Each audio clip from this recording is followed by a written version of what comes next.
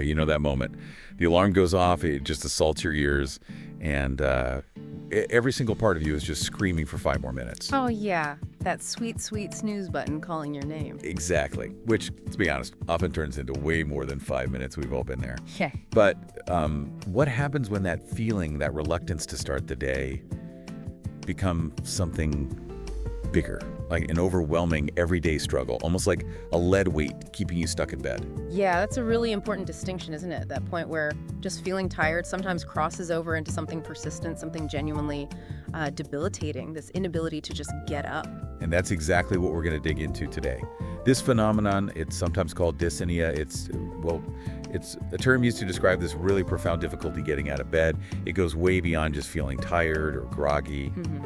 So think of this as your guide to understanding what dysania really is, and just as crucial, what it isn't. Right. And our goal here really is pretty straightforward. We want to help you get a clearer picture of dysania. You know, tell it apart from maybe just lack of motivation or laziness, as some might call it. Yeah. And also, we want to explore some of the potential underlying reasons for it, looking at both the mental side and the physical health side of things. Okay. We'll also, touch upon how it can affect your daily life, the ripple effects, and maybe offer some initial thoughts on ways to move forward or where you might look for support. And we're drawing on sources that connect this struggle to various health conditions, right?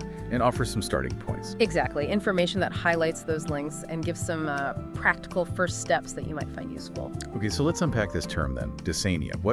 What actually is it? What does it really feel like for someone going through it? Well, the first thing to say, and this is really important, is that dysania isn't like a formal medical diagnosis you'd find in a manual.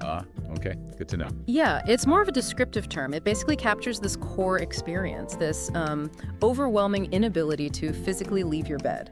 So it's more than just thinking, I wish I could stay here. Precisely. It's way beyond the normal morning grogginess or, wanting to linger under the covers on a cold morning. For someone really experiencing dysania, just basic daily tasks. Like what? Like taking a shower or making breakfast or getting yourself to work, they can feel physically and emotionally just impossible, almost like there's some invisible force just holding you down. Wow. Okay. So how can you or someone listening tell if what they're feeling is, more than just hating Monday mornings? Mm-hmm. What are the signs that it might be something deeper? Yeah, there are definitely some telltale signs that usually separate dysania from just being tired. A big one is that extreme difficulty actually waking up or managing to get out of bed, and this is key. Even after you feel like you've had what should be enough sleep. Right, so the hours are there, but the feeling isn't. Exactly. Another sign is this really persistent, profound fatigue that just sticks with you all day long. It doesn't matter how long you slept. This weariness just doesn't lift. That sounds incredibly draining. Just heavy. It really is. And often going along with that is this overwhelming feeling of dread, or maybe just a heavy, sort of oppressive feeling about the day ahead. Right. But the crucial difference to remember is this. Unlike just being tired, which, usually gets better with some rest, Yeah, a good night's sleep usually helps. dysania tends to persist. It often doesn't improve much with rest, and it's frequently a sign pointing towards something more fundamental going on with your health. Okay, this brings up something I think a lot of people get wrong. It seems so easy to just label someone who always struggles to get up as, lazy. But it sounds like that's missing the mark completely here. Absolutely, and that is such a critical distinction to make. Laziness, if we define it, it's really about a lack of motivation or maybe a lack of effort, right? Yeah, choosing not to do something. Exactly. Someone who's being lazy could probably do the thing, but they consciously choose not to. Dysania, on the other hand, seems rooted in an inability to act. It's often driven by these deeper health conditions, mental or physical, that we're starting to talk about. It's not really about a willful choice. It was not a failure of willpower then. Generally, no. Not in the way people usually mean it. And that's why it's just so important to approach this whole thing with compassion. For yourself if you're going through it, or for others you might know. We need to focus on understanding the real reasons, finding actual solutions, instead of just, judgment or labels. Right. Okay, let's dive into those potential root causes then. You mentioned the link between dysania and mental health seems pretty strong. It really does. Yeah, you very often see dysania alongside various mental health conditions, especially things like depression and anxiety. These conditions can have a massive impact on your energy levels, your motivation, just that basic ability to engage with the day. And that includes the seemingly simple act of getting out of bed. It's fascinating how the mental state can manifest so physically. Let's start with depression. How does Okay. that usually connect with dysania? Well, with depression, you often see a whole cluster of symptoms, Yeah. right? Feelings of deep hopelessness, maybe a pervasive low energy, losing interest in things you used to enjoy. Yeah. So when someone's dealing with all that, the idea of facing the day can feel totally overwhelming, maybe even pointless. The bed becomes this place of comfort or perceived safety. It's like the mental weight just translates directly into physical inertia. That's a really clear way to put it. Like the mental fatigue just spills over into a physical can't move feeling. Exactly. And what's really interesting, or rather difficult, is that dysania can sometimes get tangled up in this belt-reinforcing cycle with depression. Well, the more time someone spends stuck in bed because they can't get up, the more maybe guilt or shame they feel about not being productive, not participating in life. I can see that. And those negative feelings, they can actually make the depressive symptoms worse, which in turn makes it even harder to get out of bed the next day. It becomes this really vicious cycle that's hard to interrupt. Wow, yeah, that sounds incredibly tough to break out of. Ooh. Okay, what about anxiety? How does anxiety play into this reluctance to start today? Anxiety disorders can definitely be major contributors too. For people with anxiety, mornings can be especially difficult because they're often anticipating all the potential stressors and challenges of the day ahead. Right, the mind starts racing immediately. Exactly. And this can sometimes lead to a state that people describe as paralysis by overthinking. You know, where staying in bed, even though you know it's not really helping long term, feels like the safest, most manageable thing to do. It's like a retreat from all the what ifs and perceived threats out there. So in both cases, whether it's the low energy from depression or that overwhelming worry from anxiety, staying in bed sort of becomes this unintentional way to cope, like self-preservation almost. That's a great way to put it, yes. And that's why it's so crucial to remember that in these situations, dysania is very often a symptom. It's signaling these underlying mental health conditions. And addressing that root cause, the depression or the anxiety itself, is absolutely key to finding relief from the dysania too. Okay, that makes sense. But you also mentioned it's not just about mental health. Physical factors can be involved too. That's right, absolutely. While the mental health connection is really significant, dysania can also stem from a whole range of physical conditions that seriously mess with our energy levels and how our bodies function. It really shows that mind-body connection, doesn't it? It really does. So what are some of those physical culprits? You mentioned chronic fatigue syndrome, MECFS. Yes, chronic fatigue syndrome, or MECFS as it's often called now, myalgic encephalomyelitis. It's a really complex and frankly often misunderstood disorder. The defining feature is this profound, persistent fatigue that, crucially, isn't relieved by rest. Wow. And a key part of it is something called post-exertional malaise, or PEM. Basically, even a small amount of physical or mental effort can trigger a major crash, a significant worsening of symptoms that can last for days or even longer. Gosh. So for someone living with MECFS, just the simple act of getting out of bed can feel completely impossible. Not because they don't want to, but because of the severe physical depletion of energy that rest just doesn't fix. That sounds incredibly limiting. What else on the physical side could be contributing? Sleep disorders are another really big category to consider. Think about conditions like sleep apnea. Where you stop breathing periodically. Exactly, it constantly disrupts your sleep cycle. Or insomnia, trouble falling asleep or staying asleep. Or even restless leg syndrome, that urge to move your legs. All of these things lead to fragmented, poor quality sleep. So even if you're in bed for 8 hours, your body isn't getting that deep restorative rest it needs. And over time, that chronic lack of good sleep can absolutely lead to feeling unrefreshed, lethargic, and contribute to symptoms that look a lot like dysania. It's like trying to run on fumes constantly. Your body just hasn't recharged properly overnight. Precisely. And then we also have thyroid disorders, specifically hypothyroidism, which is an underactive thyroid gland. Okay. Your thyroid is like the body's engine regulator, controlling metabolism and energy. If it's not producing enough thyroid hormone, your energy levels can just plummet, making even routine tasks feel exhausting. So again, it's not just feeling a bit tired, it's a real physiological energy drain. Definitely. And beyond those, there are other medical conditions that can sometimes play a role. Things like fibromyalgia, which involves widespread pain and fatigue, anemia, low iron, which leads to weakness and tiredness. Diabetes can affect energy in various ways too. And then there's the concept of adrenal fatigue. Now, its exact definition is still debated a bit in the medical world. Okay. But the idea is that chronic stress might impair the adrenal glands, affecting stress hormone production and leading to fatigue. But the main point here really is this.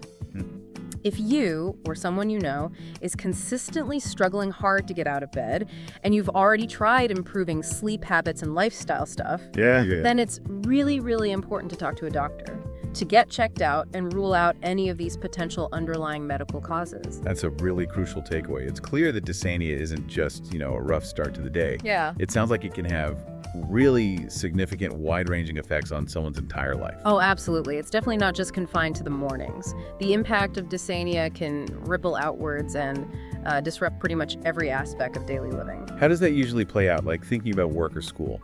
Well, I mean, if you're constantly struggling just to get out of bed on time, it becomes incredibly difficult to meet deadlines, show up for meetings or classes consistently, maintain any kind of regular productivity. Yeah, I can imagine. And unfortunately, that can lead to some pretty serious consequences down the line. Things like problems at work, potentially even job loss or academic struggles, falling behind. Which then leads to financial stress. Exactly. Financial strain from not being able to keep up steady employment or schooling. It really cascades. That's a really worrying picture, and I imagine it must put a strain on personal relationships too, social life. It certainly can, yeah. Dysania can put a huge strain on relationships, friends, family members. They might not really understand what's going on. Right. They might mistake the difficulty getting up for, laziness like we talked about. Or maybe think it's a lack of interest in spending time with them. Ouch, that must hurt. It really can. And it often leads to the person with dysania feeling really isolated, misunderstood. It just adds another layer of difficulty and can, create barriers in communication and connection. It's like this invisible wall that other people can't see or properly grasp. That's a good way to describe it. And then we also need to think about the potential physical health consequences. From spending so much time in bed. Yeah, from the prolonged inactivity that often comes with it. Over time, that can contribute to things like muscle weakness, maybe some atrophy, potential weight gain, poor circulation. And these physical effects, they can actually make the emotional burden of dysania feel even heavier. So it becomes yet another one of those interconnected, difficult cycles. Right, another one of those feedback loops you mentioned. Okay. It's all quite heavy, but it's crucial to talk about what can actually be done. If someone listening recognizes themselves in this, what are the steps towards getting help? What are the solutions? Yeah, and this is the important part. It's really vital to emphasize that recovery, or at least significant improvement, is definitely possible. It's usually a process, though, taking small, manageable steps. So where's a good place to start if you need help? Well, seeking professional help is often a really critical first move, especially if dysania is seriously impacting your quality of life. Okay, what kind of help? It can take a few forms. Therapy can be really beneficial. Cognitive behavioral therapy, CBT, is often used because it helps you address those negative thought patterns and develop better coping strategies. Right, changing how you think about it. Exactly. Sometimes medication might be part of the picture, like antidepressants or anti-anxiety meds, if there's an underlying mental health condition that's driving the dysania. And like we discussed, if a sleep disorder is suspected, then doing a sleep study can be incredibly useful to pinpoint what's going on during the night. It's really about getting to the bottom of why this is happening. Getting to those root causes we talked about. Yeah. What about things people can try themselves? Self-help strategies. Yeah, absolutely. There are definitely self-care strategies that can make a difference, usually as part of a bigger plan. One thing is trying to establish a consistent morning routine. How does that help? Well, having some structure can make waking up feel a bit less daunting. It could be simple things like laying out your clothes the night before. Reduces decision fatigue in the morning. Exactly. Or having a glass of water right by your bed to drink first thing. Maybe even just taking a minute or two for some quiet reflection or thinking of something you're grateful for. These small acts of preparation can kind of lower the mental hurdle. It sounds like those little consistent actions can build momentum. They really can. And another tip, when the idea of getting fully out of bed feels just too overwhelming, try breaking it down into tiny, achievable steps. Like what? Like, okay, goal number 1 is just sit up in bed. That's it. Then, maybe the next goal is swing your legs over the side, put your feet on the floor, then stand up. Each little step is a win, right? It builds a sense of, okay, I can do this. I like that, bite-sized goals.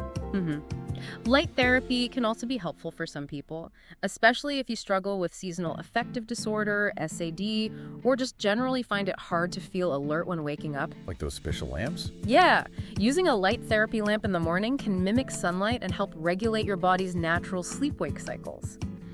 And of course, we can't forget basic, good sleep hygiene. That's foundational. Right, the classic. The classics. Yep. Like trying to stick to a consistent sleep schedule, even on weekends if possible, winding down before bed, reducing screen time, making sure your bedroom is really set up for sleep, dark, quiet, cool. These habits are always important, but maybe especially so here. All those things we often hear about sleep, but it sounds like they take on extra importance in this context. They really do. And one last thing, which is super important, building a support system. How so? Leaning on people you trust, friends, family, maybe even finding a support group. Getting encouragement, understanding, maybe even some gentle accountability. That can be incredibly helpful. Just talking openly about what you're going through can really lessen those feelings of shame or isolation that often come with dysania. Knowing you're not alone in it. Exactly. That can make a huge difference. Okay, so Ah. if we bring this all together, it's really clear that dysania is much, much more than just feeling a bit sluggish in the morning. It's a really significant, persistent difficulty getting out of bed, and it often points to underlying issues, whether they're mental or physical health conditions. And it's absolutely vital to tell it apart from simple laziness and to really understand the huge impact it can have on someone's whole life. Precisely. But the really encouraging part, the hopeful part, is that improvement is possible. It really is. By getting professional help when it's needed and by consistently working on those self-care strategies we talked about, people struggling with dysania can absolutely move towards having better mornings and, brighter days overall. It's definitely a journey, not an overnight fix, but progress is achievable. That's a really important message to end on. Hopeful. Okay, on that note, I want to leave you, our listener, with this thought. As you've listened today, did any of this resonate? Did it sound familiar for your own experiences, or maybe make you think of someone you know? If you or someone you care about is consistently facing this really overwhelming challenge just to get out of bed day after day, Maybe, just maybe, it's time to gently explore some of those potential underlying reasons we've discussed. It's often that very first step towards understanding and ultimately towards finding a path forward.